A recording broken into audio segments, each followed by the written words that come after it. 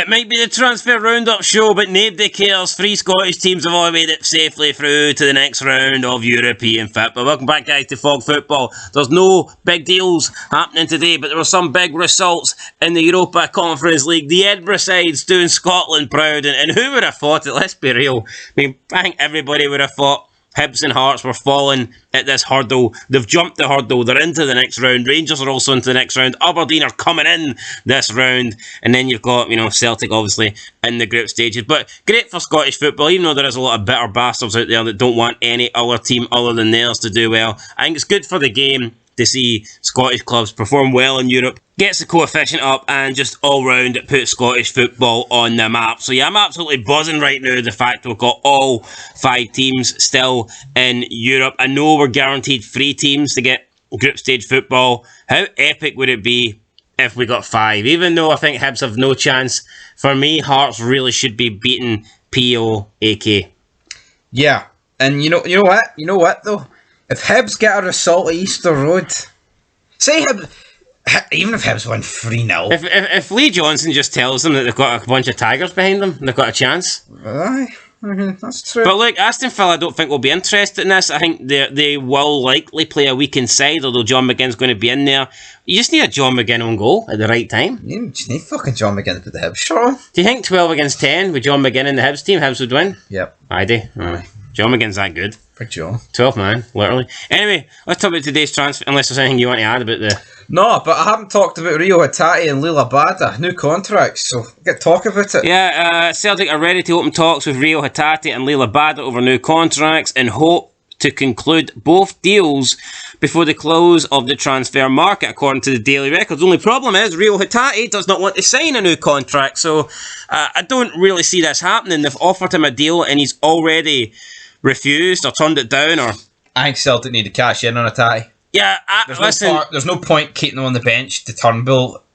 Sell him. Yeah, I don't get it because they offered Hatate a contract when he was being viewed as the best midfielder. Alright, maybe take Cal McGregor aside, even though I think he is better than Cal McGregor.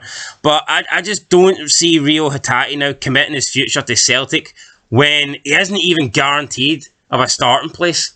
If he wasn't going to commit his future to Celtic before, I think he's less likely to do now. I'm not surprised though he's been frozen at the team by Rodgers, because Turnbull is Rodgers, isn't it? He likes him. Turnbull over Hatate is just Brendan Rodgers all day. Yeah, first week it worked. Got 31 points in my fantasy team for Big Davey, but... Look, I like Davey Turnbull, and I don't think he was given a fair whack of the stick under Ange. And I think if you look at the 2020-21 season, he was probably the only Celtic player to give a pass mark to. Yeah. He was good that season for Celtic, but he never got any credit because obviously they lost 10 in a row and Celtic fans were too busy burning shit down outside of Celtic Park to give Turnbull his due credit, right? I get that. But, I mean, yeah, under Ange, he did have injuries as well, but I just, as much as I think he is a good player, I don't think he should be starting with Rio Hatate, but yeah, that's what it is. And Lila Bada, again, someone that looked like he was going to leave. I think it all changes on their pecking order and what players come in, what players go out. With Jota leaving, I think that the likelihood of Abada staying goes up. But we know that Celtic are looking at signing Daniel Podence, and if that move happens, then I think the likelihood of Abada signing a new contract goes down. So I think it just depends on if any wingers come into Celtic between now and the end of the window. Yeah, I think a lot's going to change for Celtic. For me, if they don't bring in another winger, Abada's a starting player. Yeah. It's him, Maida, Kyogo. Celtic are looking a bit weaker than last season. I think undoubtedly. Oh, 100%. Now, you could argue they've not really lost anybody, right? Which is fair. Well, they've lost Jota. Aaron Moy, at his best, was the best player in the league on some occasions. Now, he only showed it 4 times. But on those 4 times, he was pretty unplayable. I don't think any of these new signings for Celtic are going to ever be pretty unplayable. We'll have to wait and see, though. Moy magic.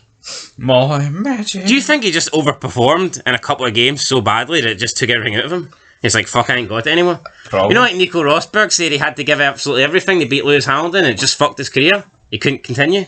He won a treble with Moy, though. Not that that's, Hang on a minute.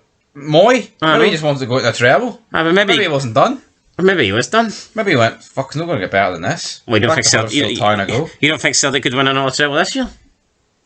Might could win the quarter. Or do you think he didn't want? Do you think he didn't want to sit on the bench while David Turnbull was on the pitch? That's probably it. Maybe he's seen Turnbull ahead of him. I think Moyes like a Brendan Rodgers player, lazy bastard in the midfield. But Premier League proven. yeah, He shows character.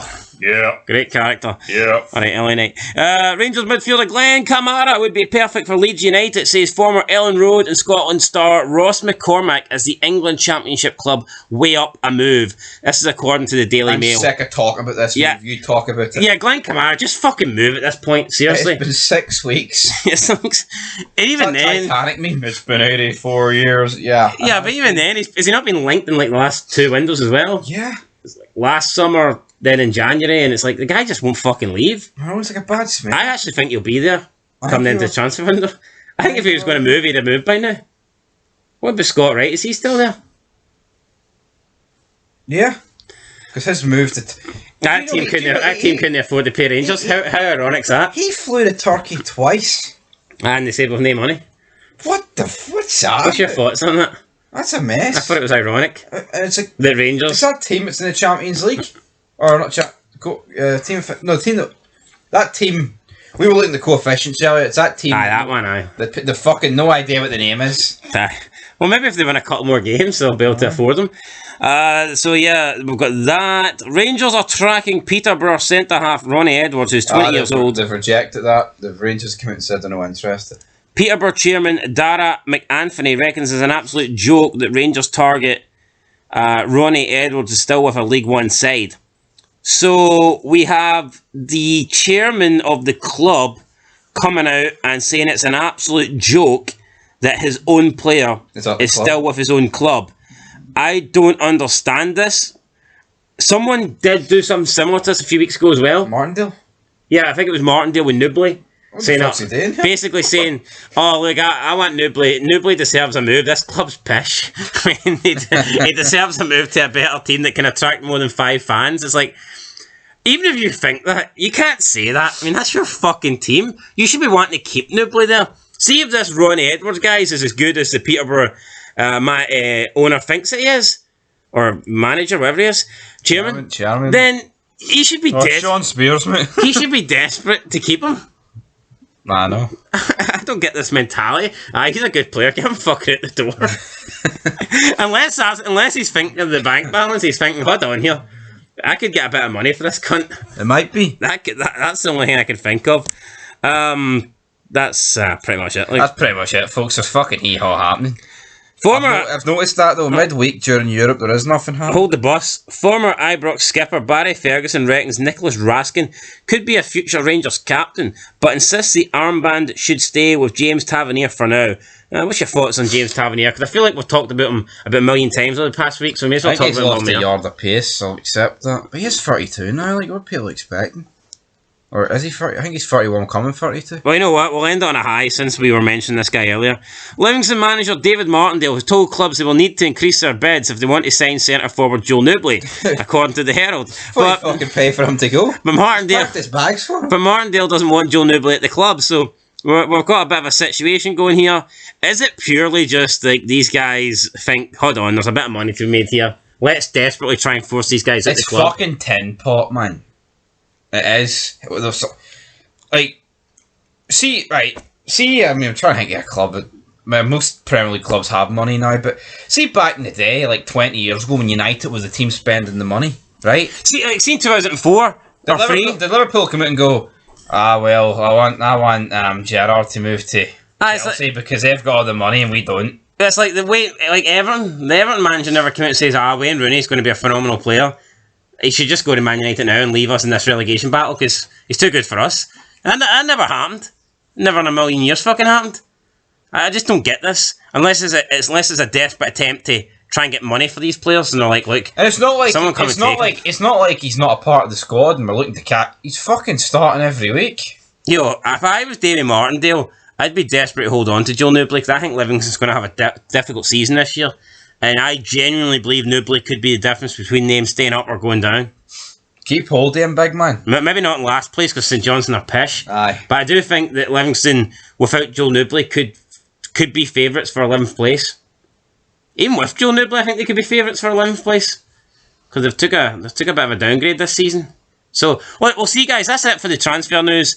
But like I said, transfer news isn't really important today. What's important is Scotland coefficients on the rise. 5 clubs still in Europe. This stage last year, we had 3 clubs, and we had a couple of embarrassing results.